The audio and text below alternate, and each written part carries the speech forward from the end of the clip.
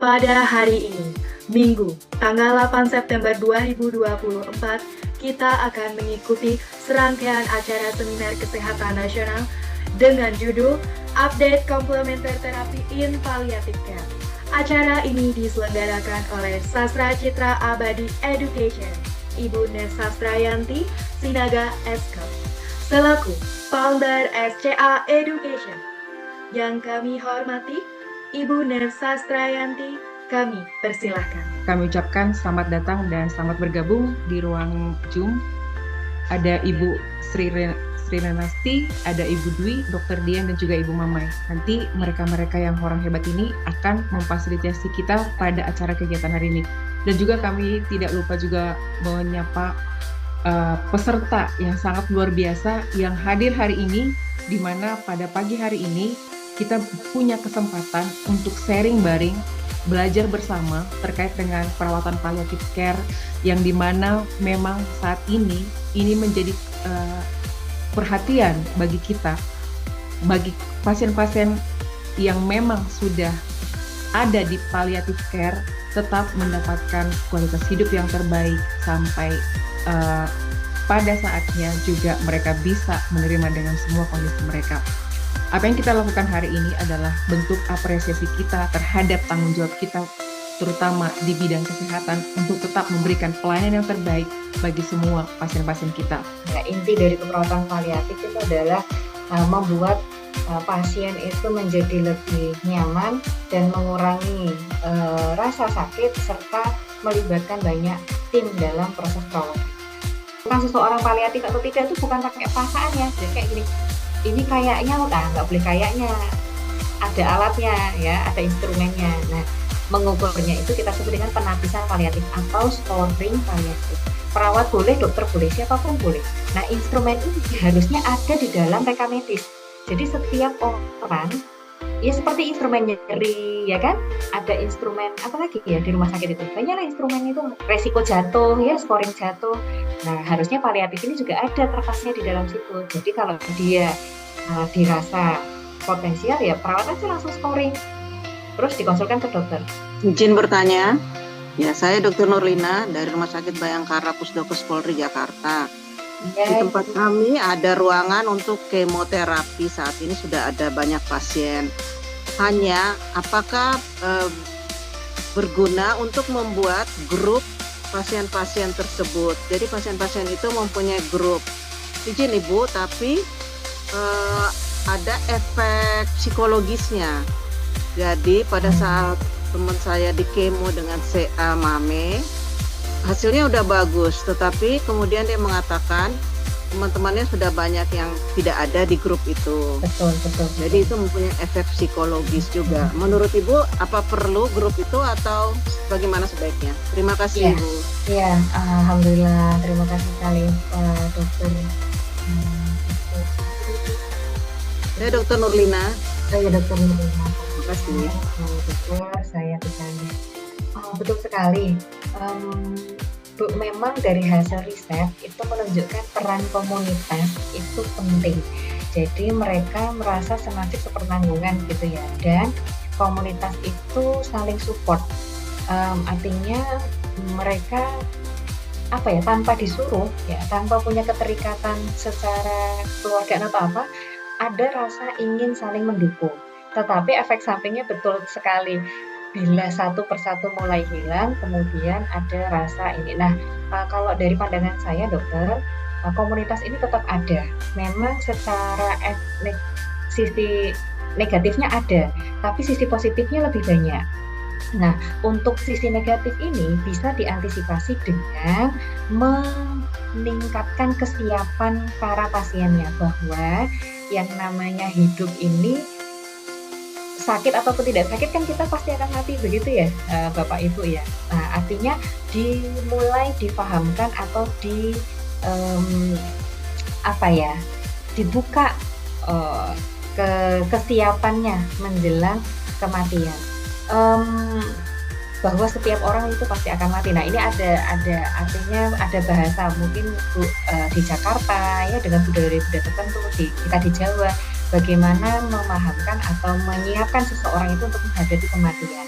Jadi bila ada yang meninggal, itu bukan menjadi, ini masuk dalam tadi ya, hambatan paliatif yang tentang isu kematian itu masih sesuatu yang menakutkan bagi kita semuanya gitu ya. Jadi kalau ada anggota grup yang mulai mati, akhirnya mulai drop.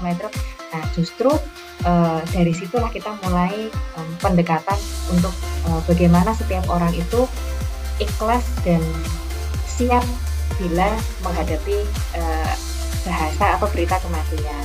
Jadi kalau dari saya kesimpulannya, grup itu tetap ada karena secara positif atau manfaatnya itu lebih besar.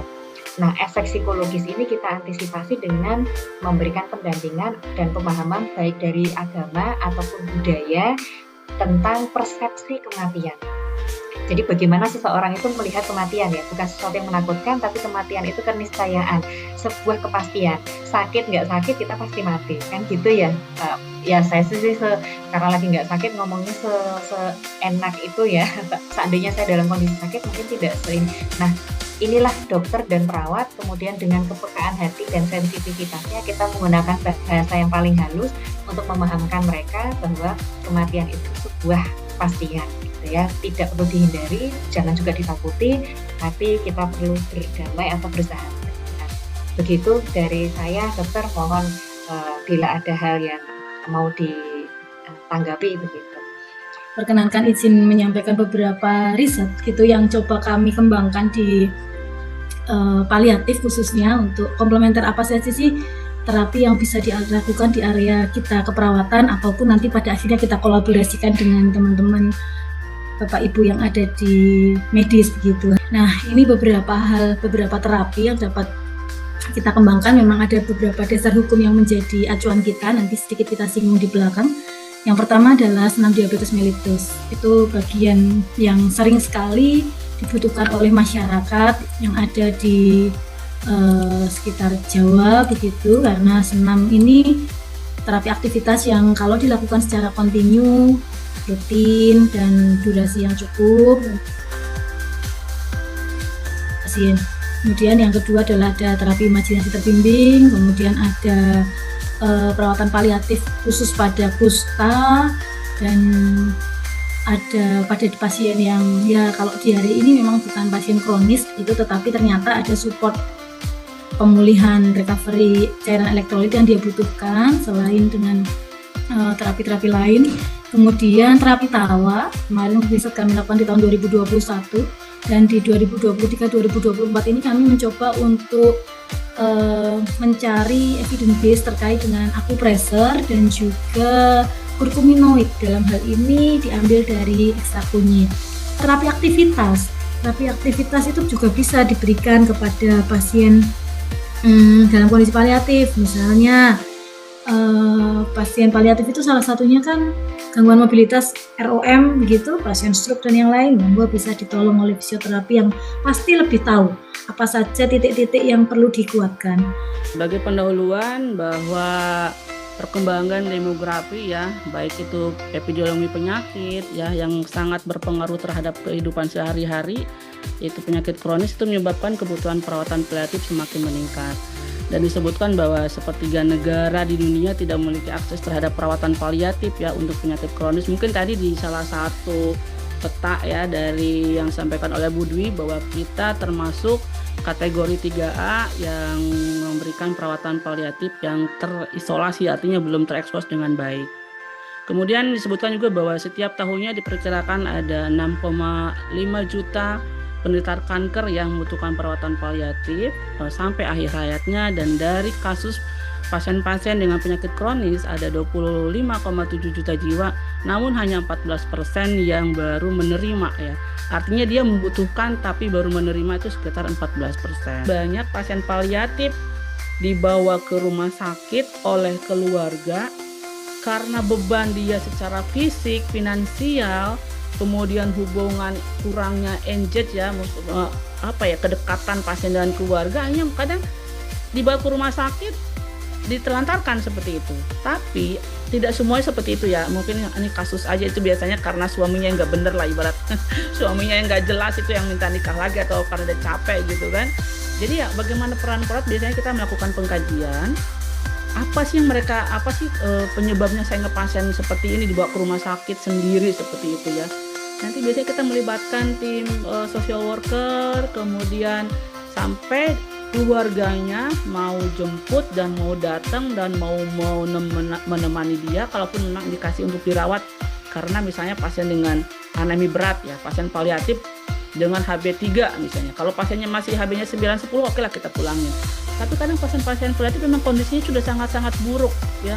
HB-nya 2, HB-nya 4, low intake, imbalan elektrolit. Nah, mungkin itu butuh perawatan untuk manajemen simptomnya.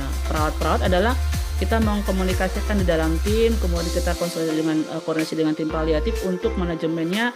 Karena kita perawat adalah lebih banyak melakukan pengkajian ya. Kita banyak melakukan pengkajian kayak sumber informasi kenapa sih pasien ini seperti ini, itu aja ya.